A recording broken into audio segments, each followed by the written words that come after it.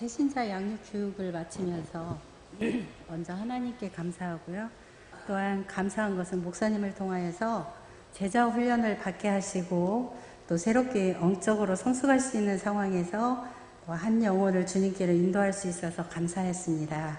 그런데 부족한 저에게 새신자 양육 교육을 바나바 1호가 되어서 백영수 선도님께 10주간 양육 교육을 하라고 말씀하셨을 때 나는 조금은 망설였지만 제자 교육을 통하여 말씀에 순종해야 하는 것을 결단했기 때문에 부족하지만 기도하면서 성령님 도우심을 힘입어 해보겠다고 하였습니다.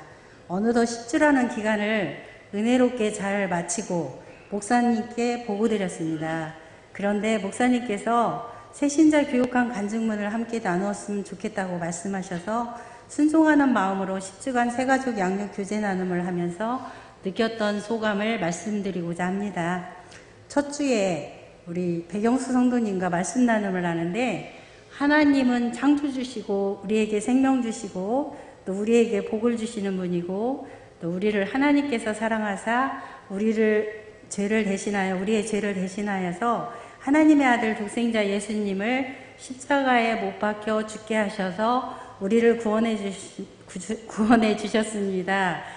했더니 그리고 예수님은 죽은 지 3일 만에 다시 부활하셨다고 말씀드렸더니 고개를 갸우뚱하시면서 믿기지가 않네 하시며 어떻게 죽었던 분이 살아나셨냐고 하며 웃으셨습니다.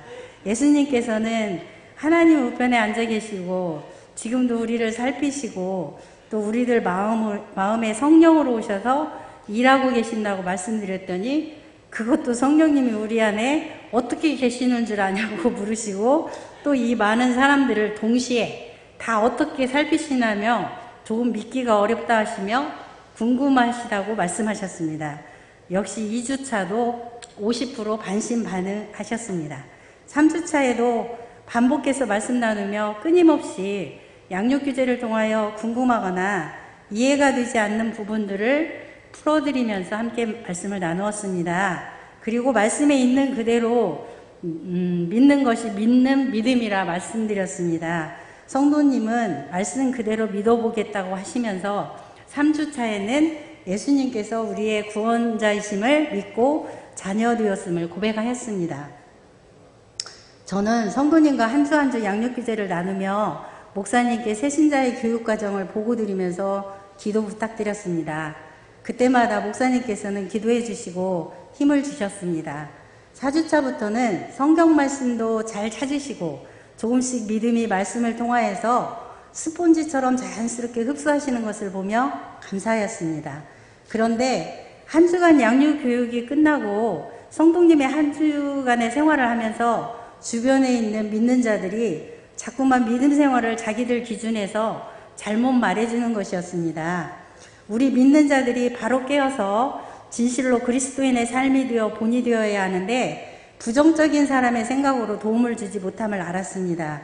예를 들어 초신자가 대예배만 참석하면 되지 무슨 오후 예배까지 가느냐, 아마도 오후 예배까지 드리라고 하는 것은 그 교회가 작은 교회라 사람 숫자 채우려고 하는 거다 등 봉사를 간다 했더니 이제 초신자가 무슨 봉사에 참여하느냐며 믿음을 세우기보다는 세상 일처럼 생각하며 그것도 먼저 믿고 있는 우리 교회가 아니고요. 타 교회 중심의 직분자라고 하시는 분들이 그렇게 말한다고 하셔서 참 안타까웠습니다.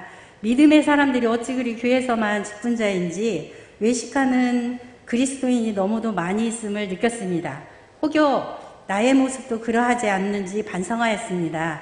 성도님께서 물어보기를 교회에서 높은 직분을 가지고 계신 분들은 누구보다 신앙생활 잘 하시고 믿음의 모범이 되어서 자격이 있는 분들 아니냐며 반문하였습니다. 저는 그때마다 말씀을 통하여 이해시켜드리고 다시 정정해서 말씀드렸습니다. 성경에도 처음 된 자가 나중되고 나중된 자가 처음 된다고 비유 말씀드리면서 믿음 생활을 오래 했다고 해서 신앙에 깊이가 있다고 말할 수 없다고 말하였습니다. 그리스도인은 말씀 따라 행하며 그리스도의 모습으로 사느냐가 중요하다고 또 모든 것은 하나님께서 다 보고 계신다고 말씀드렸습니다. 물론 사람을 통하여 하나님께서 역사하지만 신앙생활을 할 때 중심은 사람 모습보다는 하나님 말씀에 비추어 보며 믿음 생활을 하셔야 한다고 말씀드렸습니다. 그래서 말씀을 부지런히 배우고 믿음의 확신을 가지고 생활하셔야 시험 들지 않는다고 말씀드렸습니다.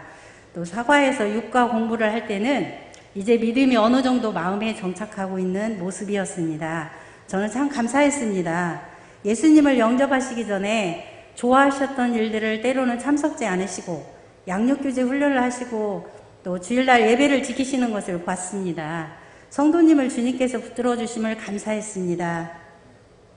믿음은 들음에서 난다고, 그래서 예배에 부지런히 오셔서 말씀 듣고 배우시라고, 오후 예배도 드리시라 하는 것이라 말씀드렸습니다.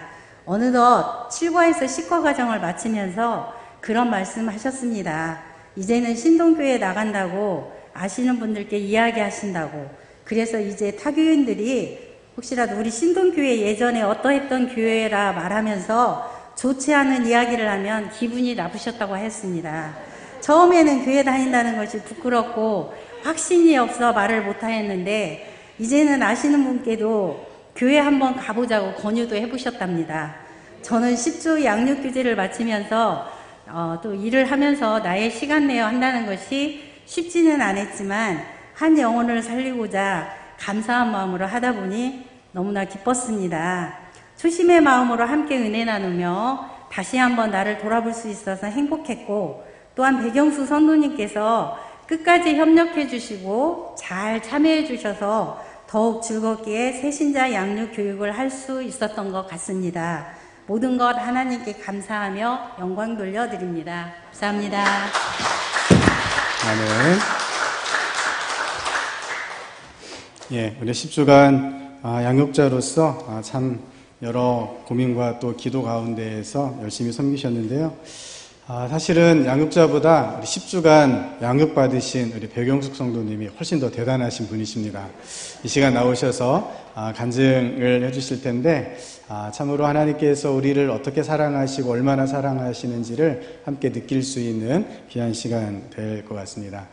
우리 이 강대상에 서는 게 쉽지 않잖아요. 우리 박수로 백영숙 성도님 모시겠습니다.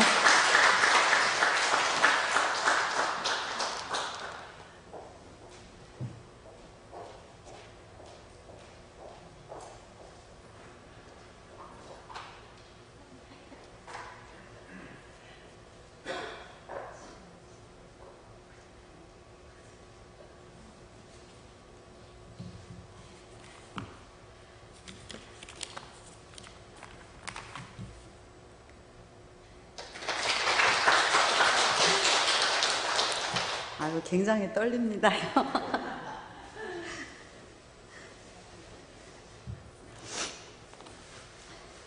안녕하세요.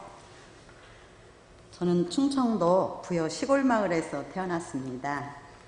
부모님께서는 규칙적인 생활과 도리에 어긋나지 않는 생활, 자기 일에 최선을 다하는 생활을 하도록 강조하셨지요. 경제적으로 부유하지는 않았지만 남들이 부러워할 만큼 화목하게 지냈으며 학교 생활을 마치고 직장 생활 5년 차에 결혼과 동시에 전라도 생활이 시작되었는데 어느덧 45년이라는 세월이 지났습니다. 그동안 직장 생활을 하며 남매를 키우기에 약간의 어려움은 있었지만 건강하게 자라주었고 학교 생활, 직장 생활, 결혼까지 잘 해주어 비교적 편안한 삶을 살아왔습니다. 교회에 다니지 않았던 아들은 결혼한 후에는 교회에 다니기로 며느리와 약속을 했다고 합니다.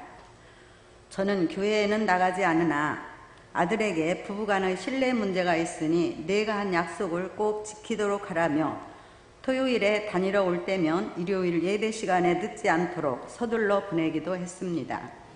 그땐 저의 신앙심 때문이 아니라 아들에 대한 며느리의 믿음이 깨지지 않도록 하기 위해서였지요. 이런 생활이 3년쯤 지나면서 며느리는 우리 부부에게 교회에 나가기를 권유했으나 곧장 긍정적인 대답이 나오질 않더군요. 이때쯤이었습니다. 박선순 권사님의 종교에 대한 대화가 전에는 별로 귓가에 와 닿지 않았었는데 차츰 관심을 갖게 되더군요. 만날 때마다 항상 밝은 표정으로 긍정적인 사고를 하는 모습을 보면 삶의 생기가 느껴지기도 했거든요. 그러나 주위에서 종교 문제로 가족 간의 화목이 깨지거나 가정이 불행한 일을 당하는 몇몇 사례를 생각하며 많은 갈등이 일어나기도 했습니다. 하지만 박 권사님의 명쾌한 설득으로 인해 신동교회에 입교하게 되었습니다. 첫날 쑥스러움에 무척 당황되었으나 목사님, 사모님을 비롯해 많은 분들이 몸둘 바를 모를 정도로 친절하게 대해주셔서 너무나 감사했습니다. 그런데 문제가 생기더군요. 처음으로 성경책을 펼쳐보니 이해가 쉽게 되질 않는 거예요. 나이가 들어 독해력이 떨어졌으니까 근심하던 차 성경 구독 교육이 있어 너무나 기뻤습니다. 그런데 이게 웬일입니까? 그래도 이해가 안 가는 겁니다. 지금까지도 그 현상은 지속되고 있고요. 그리고 나서 새신자 교육을 받을 기회가 주어졌지요. 1주차 당신은 행복하십니까? 였어요. 열심히 지도해 주시는 권사님에 비해 이해가 늦은 척 어리둥절하며 성경 귀절 찾아 읽기에 급급했지요. 2주차 모든 사람은 죄인입니다 란 귀절에서는 며느리와의 대화가 생각나서 웃음을 터뜨리기도 했습니다. 며느리가 교회 다니기를 권했을 때 이젠 나이가 들어 교회에는 쑥스러워 못 나가고 평생 죄짓지 않고 살겠다고 했을 때의 며느리의 반응이 생각났고 또 얼마나 답답했을까 해서였지요. 그렇게 2주차 교육을 마친 후 뜻밖의 일이 생겼습니다. 며느리의 교통사고 소식. 제가 교회에 오려 자동차 시동을 켜는 순간 전화를 받고 정말 당황했습니다. 어찌하여 이런 일이 생겼을까? 왜 하필이면 교회 가는 도중 사고가 났을까? 온갖 별의별 생각이 머리를 혼란하게 하더군요. 지금까지 살면서 이토록 가슴 아팠던 일은 없었습니다. 3주차 교육을 받지 못하고 손주를 돌보면서도 교직생활 41년 동안 결근 한 번 안 하고 정년을 맞았는데 10주 교육에 벌써 결석을 하다니 왜 하나님은 나에게 이런 시련을 주실까 원망도 했습니다. 그러나 목사님, 박 권사님의 기도와 여러분들의 염려 덕택으로 잘 수습하고 나니 하나님께서 날 버리시지는 않으시나 보다라고 생각하기도 했습니다. 그런 과정을 거치며 10월 마지막 주 구원받은 성도에게는 사명이 있습니다로 교육을 마치며 제가 사명을 잘 이행할 수 있을까 생각하며 아직은 어렵지만 노력하면 언젠가는 사명을 이행하는 날이 오겠지 하는 희망을 갖고 10주차 교육을 마쳤습니다. 그동안 성심성의껏 지도해 주신 박선순 권사님께 너무도 감사한 마음입니다. 교회에 오기 전 죄짓지 않고 올바르게 살려고 생각하며 또 그렇게 살아왔다고 생각했었던 제 자신이 너무도 부끄럽습니다. 앞으로는 교육을 받은 대로 최선을 다하는 삶을 살고자 합니다만 100% 자신은 못하겠습니다. 오늘 이 순간부터 모든 근심 걱정 버리고 오직 주님께 의지하여 주님만을 믿고 행복한 노후를 보내고 싶고 또 노력하겠습니다. 그동안 성원해 주신 목사님, 권사님을 비롯 여러분께 감사드립니다. 감사합니다. 네, 들어가지 마시고요. 잠깐만요.